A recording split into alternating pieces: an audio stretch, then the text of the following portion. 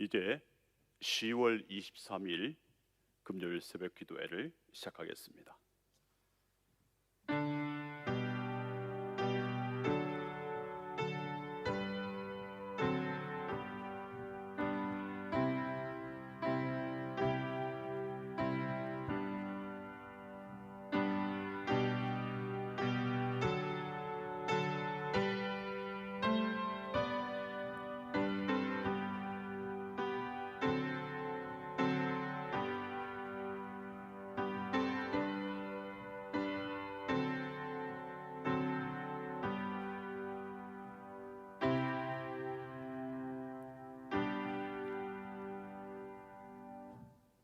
사도신경으로 우리의 신앙을 고백합니다.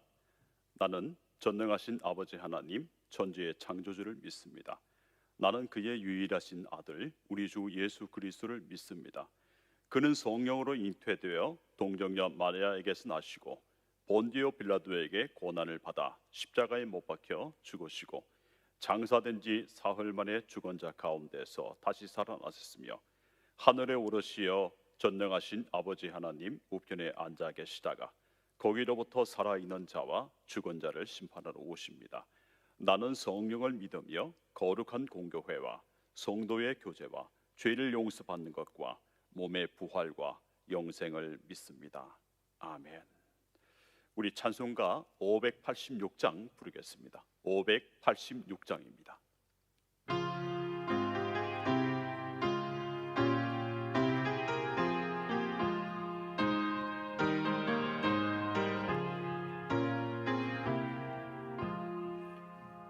어느 민족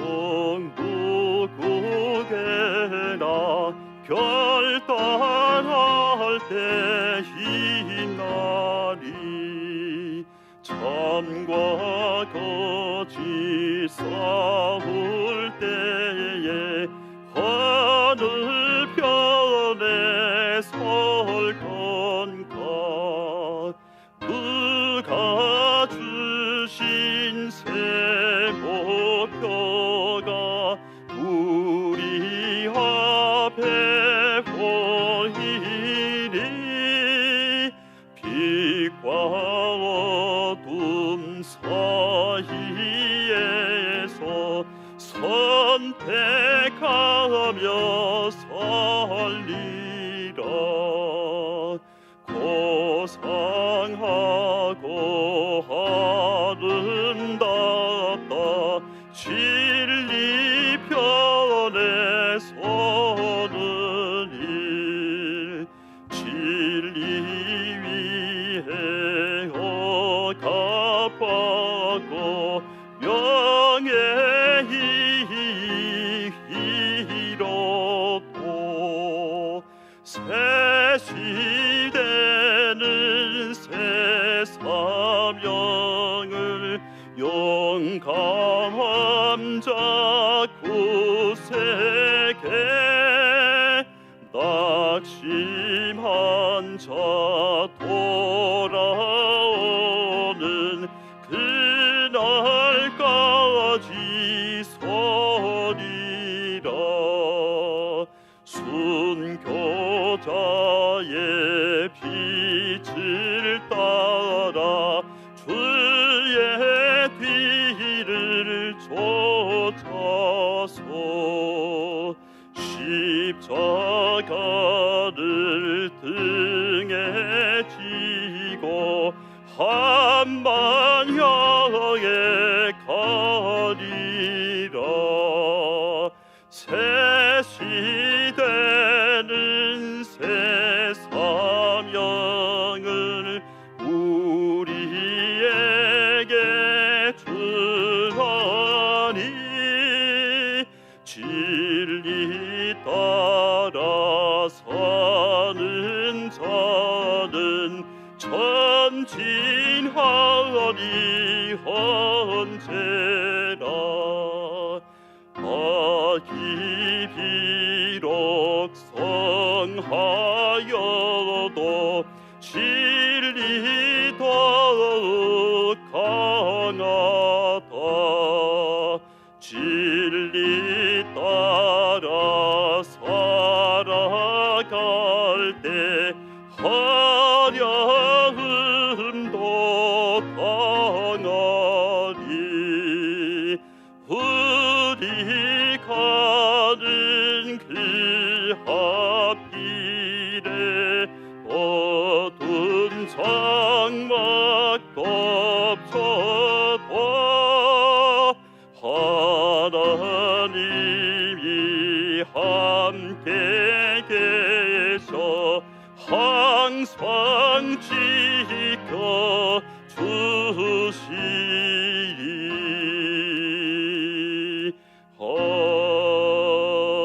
아멘. 아멘. 오늘 우리가 같이 읽을 말씀은 예레미야서 50장 33절부터 마지막 절 46절까지가 되겠습니다. 예레미야 50장 33절부터 46절의 말씀을 이제 제가 봉독하겠습니다. 만군의 여호와께서 이와 같이 말씀하시니라. 이스라엘 자손과 유다 자손이 함께 학대를 받는도다. 그들을 사로잡은 자는 다 그들을 붙들고 놓아주지 아니하리라. 그들의 구원자는 강하니 그의 이름은 만군의 여호와라. 반드시 그들 때문에 싸우시리니 그 땅에 평안함을 주고 바벨론 주문은 불안하게 하리라. 여호와의 말씀이니라. 칼이 갈대아 일의 위에와 바벨론 주민의 위에와 그 고관들과 지혜로운 자의 위에 떨어지리라.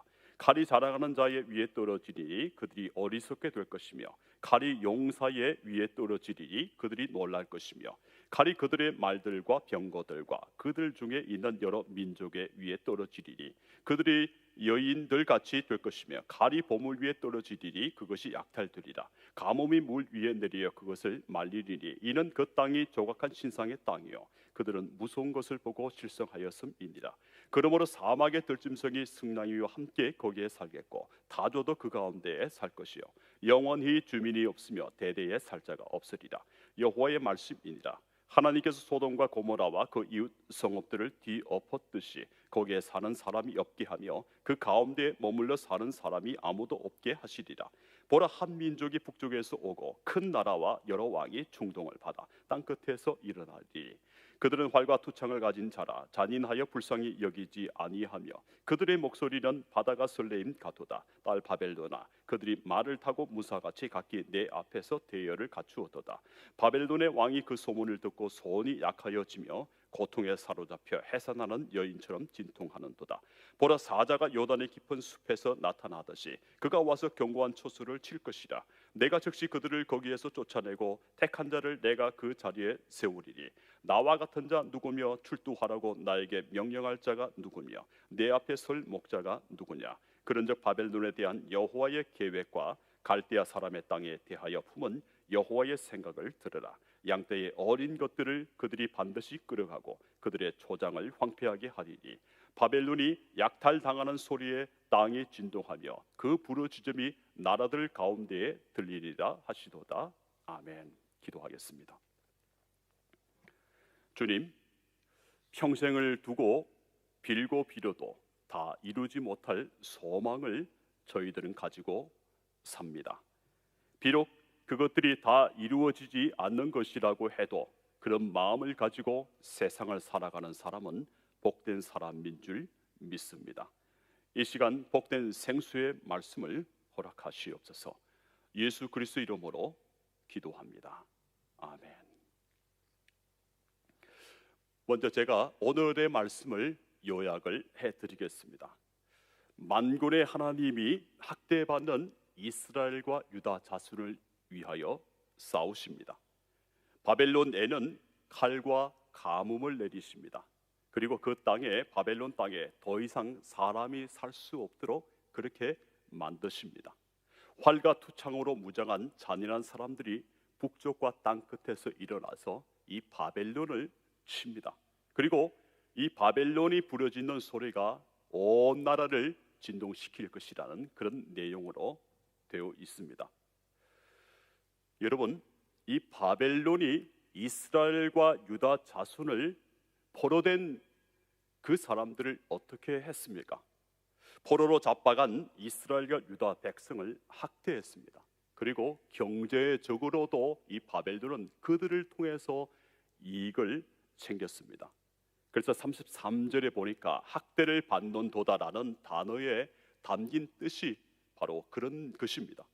이런 단어가 같은 구절에 나오고 있는데요. 33절에 보니까 붙들고라는 그런 단어입니다. 이스라엘과 유다 자손을 바벨론이 붙잡고서 절대로 놓아두지 않고 그런 생각을 품으면서 이 이스라엘과 유다 자손에 대해서 억압하며 강하게 통치했다는 그런 뜻을 가지고 있습니다. 그래서 학대를 받는도다 33절에 나오듯이 붙들고 같은 의미라고 보시면 되겠습니다. 그렇다면 왜 이런 말씀을 하실까요? 우리는 이 말씀을 통해서 볼 수 있는 것은 하나님의 백성이 있는 곳에 하나님이 결코 잠잠히 계시지 않는다는 것을 우리는 알 수 있습니다. 그래서 34절에 이런 말씀이 나옵니다.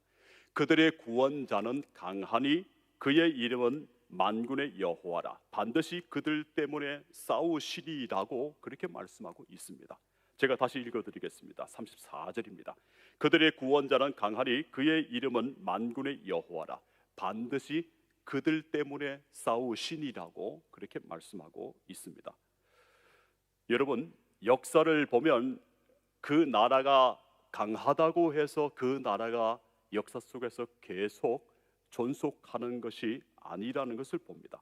강하다고 하더라도 오늘 34절 말씀에 그들의 구원자는 강하니처럼 하나님보다 그 나라는 아무리 강한 나라라도 하나님보다 강하지는 않습니다. 이 강하니라는 그 말을 영어로 보니까 스트롱 되어 있습니다. 스트롱. 예레미야서를 읽는 사람들이 그들의 구원자는 자신들의 이 구원자는 스트롱맨 강한 자이시다. 이 말씀을 읽을 때에 어떤 생각을 가졌을까요? 저는 이 말씀을 통해서 희망적인 생각, 그것이 아닐까 그렇게 저는 보았습니다. 하나님은 강한 자이시니 하나님은 스트롱맨이시다. 더 스트롱기스트 맨, 가장 강하신 분이시다. 이 말씀을 읽을 때에 이 이스라엘과 유다 백성들이 바벨론으로부터 고통과 억압을 받고 학대를 받고 있을지라도 그들의 생각 가운데에서는 절대로 하나님이 자기 자신들을 포기하지 않으실 것이라는 그 희망적인 생각을 품었을 것이라는 거죠. 결국 예레미야서가 말하고자 하는 것은 바벨론에 붙잡혀서 절망 가운데 있는 이스라엘과 유다 사람들에게 하나님은 이 모든 역사 가운데서도 가장 강하신 분이시다. 바로 그것을 말하고 있는 것입니다. 근데 이 스트롱이라는 이 강하다라는 뜻이 있는데요, 이것은 바로 힘과 관계된 것입니다. 힘이라고 하는 말은 영어로 파워입니다. 파워. 그런데 우리가 이 하나님과 그리고 모든 피조물들과 사람과 관계에 대해서 이 파워를 우리가 함께 생각해 볼 때에 하나님과 모든 피조물과 사람에게 공통적인 것이 바로 힘입니다. 우리 글자는 여러분 힘이라고 할 때 이 소리를 표현하잖아요. 이 힘이라는 이 단어를 말할 때 여러분들께서 어떤 형상이 떠오르십니까? 우리 말은 소리를 표현하는 것이지 않습니까? 그래서 우리 글자에서 힘이라고 말할 때 어떤 대상이 함께 떠오르지는 않습니다. 그런데 이 히브리어는 어떤 한 글자 자체 하나하나가 바로 행동이나 실체를 표현합니다. 그 히브리어의 첫 번째 글자는 알레프입니다.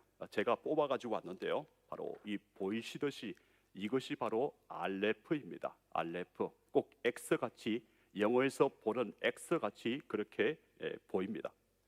그래서 이 알레프는 두 번째 그림에서 보듯이 이 알레프는 바로 수소, 황소를 뜻합니다. 수소, 황소. 두 번째 글자가 바로 밑에 있는 뜻이 베트입니다. 베트란 것은 집을 뜻하는 데서, 집이라는 그런 모양에서 나왔습니다. 그래서 우리가 베델 할 때에 베델 엘은 하나님이잖아요. 이 베트는 바로 집입니다. 그래서 베델이라고 할 때는 하나님의 집, 그것을 말하는 것입니다. 여러분, 이 알레프라는 글자 제가 처음에 보여드렸는데요, 이 알레프라는 이 글자는 황소에서부터 나왔습니다. 황소의 뿔, 황소의 머리를 본따서 만든 글자라고 보시면 되겠습니다. 그래서 이 알레프 세 번째 그림인데요, 이 알레프에서 보면 여기 보니까 모세 시대의 글자는 제가 보듯이 여러분들께서 보듯이 왼쪽에 있는 황소의 머리같이 생겼고, 그 다음에 다윗 시대 두 번째 글자고요, 예수님 시대에 이런 글자가 되었고, 그리고 현대에는 우리가 현대 히브리어에서 보는 것은 이 알레프의 이 글자가 이런 모양으로 그렇게 생겼던 것을 우리가 봅니다. 그래서 처음 글자로 돌아가게 되면 바로 오늘날의 이 히브리어의 첫 번째 글자는 알레프, 바로 이와 같이 되겠습니다. 그래서 히브리어 첫 번째 글자인 이 알레프는 황소의 이 모습을 본뜬 그런 글자라고 제가 말씀을 드렸습니다. 그렇다면 히브리어에서 힘을 어떻게 표현할까요? 힘을 표현할 때는 이 황소의 이 힘을 떠올리면서 그 힘 있는 황소의 모습을 표현했던 것입니다. 황소로부터 이 알레프가 나왔다고 그렇게 말씀드렸습니다. 그 당시에 가장 강한 것이 바로 황소였습니다. 그런데 이 히브리어 문자에서는 하나님과 관계된 것이 바로 이 알레프입니다. 그 알레프 안에는 바로 힘이라는 그 뜻을 가지고 있지만은 그 힘이라는 것은 하나님과 관계된 단어로 그렇게 쓰였습니다. 하나님과 관계된 것이 파워입니다. 그 힘이 황소로 취각되어서 알레프로 표현되어 있는데요. 그런데 이 알레프가 히브리어에서 함께 다른 단어들과 함께 쓰일 때 이 알레프는 무음입니다. 소리가 나지 않습니다. 여러분, 우리가 생각할 때에 가장 강력한 것은, 힘이 있는 것은 소리가 클 것 같은데 진짜 강력한 것은 소리가 들리지 않습니다. 지구가 돌아가는 소리 여러분 들을 수 있나요? 아무도 들을 수 없을 것입니다. 여러분, 데시벨 들어보셨죠? 소리를 표현하는데요, 소리를 표현하는 단어입니다. 그리고 헤르츠, 이 무성과 관계에 대해서 이 헤르츠가 쓰이고 있는데요, 가장 강력한 소리는 이 데시벨이나 헤르츠의 이 바깥에 있습니다. 이 데시벨과 헤르츠는 소리를 표현할 때에 쓰는데요, 이 데시벨은 음의 크기를 측정할 때 쓰는 단어입니다. 이 헤르츠는 이 진동을 나타낼 때, 얼마나 이 진동이 강한가를 나타낼 때 이 헤르츠를 그렇게 쓰고 있는데요, 아파트 층간 소음이 문제가 되고 있는데 이 데시벨로 표현하면 43에서 57 데시벨 이 범위에 있을 때에 사람이 이 층간 소음으로 느끼면서 굉장히 불쾌한 소리로 받아들이게 됩니다. 그리고 세상에서 가장 시끄러운 소리는 170 데시벨이라고 합니다. 170 데시벨은 로켓이 발사될 때에 그 나는 굉음과 같은 그런 소리가 바로 170 데시벨입니다. 이와 같이 듣기 싫어하는 소리들이 있는데요, 170 데시벨까지 더 높은 데시벨도 있겠죠. 그런데 이와 같이 듣기 싫어하는 소리는 헤르츠로 말하면 2000에서 약 5000 헤르츠 주파수 범위에 있다고 확인이 되었습니다. 그래서 보통 건강한 사람이 들을 수 있는 그런 소리는 약 20 헤르츠부터 약 2만 헤르츠까지라고 보고 있습니다. 하지만 2만 헤르츠를 넘어서게 되면 사람이 그 소리를 들을 수 없습니다. 2만 헤르츠 이상 넘어가면 우리 귀에 그 소리가 안 들립니다. 왜냐하면 그 소리는 고주파이기 때문입니다. 진짜 큰 소리, 가장 강력한 것은 여러분, 가장 소리가 큰 것입니다. 2만 헤르츠가 넘어서는 소리를 우리가 사람이 들을 수 없는데요, 박쥐는 2만 헤르츠가 넘어서는 그 소리를 따라서 그렇게 움직이며 그렇게 날아다닌다고 그렇게 합니다. 여러분, 가장 강력한 것은 바로 가장 소리가 큰 것이라고 말씀드렸습니다. 그런데 히브리어에서 가장 강력한 것을 뜻하는 히브리어에서 첫 번째 글자 이 알레프, 황소라는 힘이라는 그 뜻을 가지고 있잖아요. 이 알레프는 황소를 뜻하고 힘을 뜻하는데요, 가장 강력한 것은 아무 소리도 나지 않는 것이죠. 가장 강력한 소리 바로 이 알레프인데, 이 알레프는 다른 단어들과 쓰일 때에 함께 있을 때에 묵음이라는 것입니다. 여러분, 가장 강력한 것, 소리가 나지 않는 묵음이라는 것, 그래서 가장 강력한 것이 가장 고요한 것으로 그렇게 표현되어 있습니다. 가장 고요한 하나님의 능력이 하나님의 이름하고도 연결되고 있는 것을 봅니다. 우리가 여호와 또는 야훼라고 할 때에 이 하나님의 이름을 말하는데요, 하지만 제가 여기에 보면 준비를 해왔는데요, 이게 바로 여호와 그리고 야훼, 하지만 이렇게 표현되어 있지만은 이 야훼인지 여호와인지 또는 아도나이인지 누구도 알지 못합니다. 문자만 남아있고 소리가 남아있지 않기 때문에 우리는 여호와 또는 야훼 또는 이스라엘 백성들은 여기에 아자를 붙여서 또 오자를 붙여서 아도나이라고 그렇게 주님으로 그렇게 읽었습니다. 여러분, 여호와라는 이 히브리어는 여기 밑에 보듯이 이 요도와 해, 바브해 이렇게 되어 있죠. 그런데 우리가 이 알레프와 제가 처음에 보여드린 이 알레프 있죠. 이 알레프의 음과 소리의 가치가 있잖아요. 이 소리의 가치가 바로 26입니다. 26.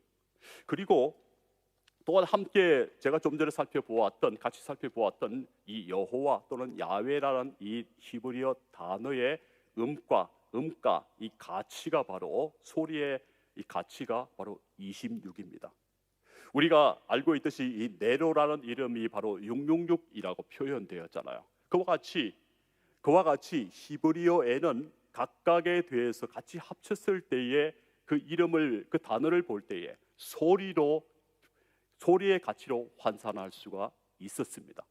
황소라는 이 그것을 뜻하는 이 알레프가 바로 26, 소리로는 26, 가장 강력한 힘이 26입니다. 이 단어의 가치가. 그리고 야훼와 여호와라는 이름의 이 가치도, 소리의 가치도 26입니다. 그렇다면 하나님은 능력이고 능력의 하나님은 알레프인데요, 가장 고요한 중에 묵음이라고 말씀드렸잖아요. 소리가 나지 않은 가운데에 하나님은 그의 의로움을 행하여 나가신다는 것을 우리는 깨닫게 됩니다. 우리가 그것을 지각하고 그것을 볼 줄 알아야 합니다.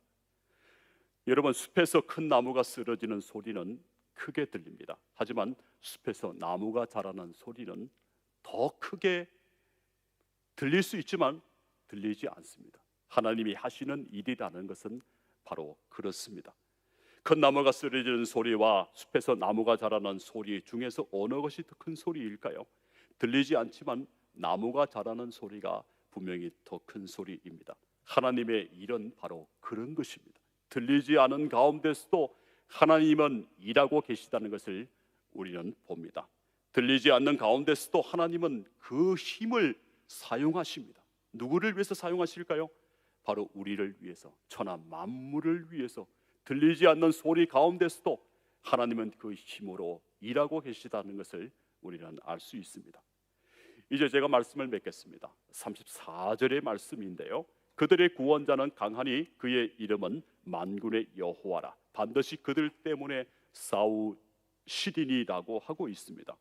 우리 눈에 하나님이 힘쓰시는 것이 보통은 보이지 않고 또 들리지 않습니다. 그렇지만 가장 강력한 힘은 우리가 들을 수 있는 그 범위를 벗어나 있습니다.